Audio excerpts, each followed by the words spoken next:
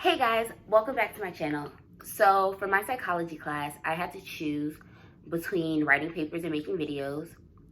And I chose to make videos this time around because I wrote papers last time. But it's explaining what I have been reading in my psychology class. So the next 3 videos are going to be about something called the mating process. And the mating process explains how people are attracted to others, and it breaks it down into 3 categories: situational attraction, physical attraction, and psychological attraction. The one that we're going to be talking about in this video is situational attraction. So, situational attraction is the idea that proximity equals attraction, that the more you're around someone, the more that you'll become attracted to them. So, take it back to high school, middle school, all the movies that you watch when people had the idea that opposites attract. That being different from someone, being total opposites, having different views and all that stuff was a thing that pulled you together. That's false. Opposites do not attract. That's not what attracts you to someone. The first thing that attracts you to someone is proximity. It's how close you are to someone. It's something called the mere exposure effect, which is the tendency for liking to increase based on the frequency of exposure. Meaning that the more you're around someone, the more you'll begin to like them, the more you'll become attracted to them.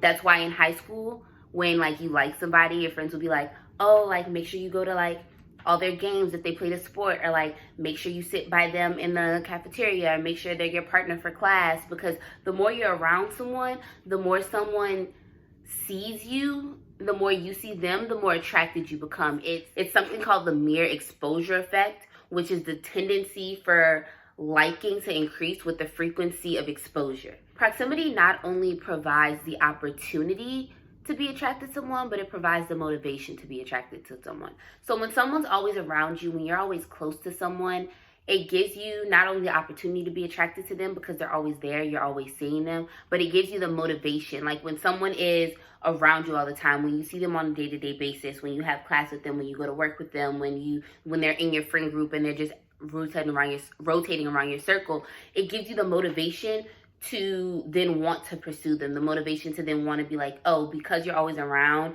I don't really have to work that hard to go out of my way to see you because you're here, and now I'm motivated more to then try to get to know you, to then try to develop something with you, to then try to move up in this mating stage process. The more someone becomes familiar with you, the more likely they are to like you. Psychologically, people tend to be more comfortable with things they are familiar with than things they are not familiar with. It's the concept of because I'm familiar with you, because I know you, because you're always around, I'm more attracted to you. I'm more likely to gravitate towards you than somebody else. It's why people tend to like people that fall in their friend group, or who they go to school with, or who they go to work with, because the proximity, the fact that this person is always around you, you see how they interact with the world and with other people, it grows an attraction. It's also, on the other hand, why sometimes when people jump into long-distance relationships too soon, they won't work out because you lose that proximity. So people who have been dating for 2 months, 4 months, 6 months, and then decide to jump into long-distance relationships where they put this space in between them can cause an issue, because that early on in a relationship, that early on in a situation, proximity is still really important. Being around each other is still super important. And so when you put that distance in, it causes a rift that can sometimes cause relationships to end if people aren't able to work it out. And so that's why when people decide to jump into long distance relationships, a lot of couples therapists and stuff like that will recommend that you be together for a longer amount of time before you jump into that situation, because not being around someone, not having that close proximity, that familiarity of always being around them, can cause a huge rift, and it can cause a lot of problems, and it can cause for relationships to end.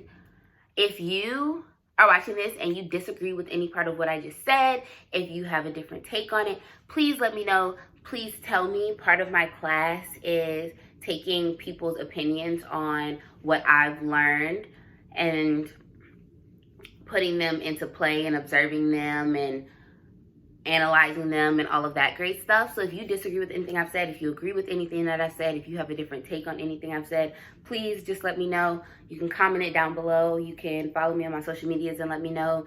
DM me. I really want to hear from you guys. And don't forget to watch the next 2 videos. The next one will be physical attraction, and the one after that, psychological attraction. So thanks for watching.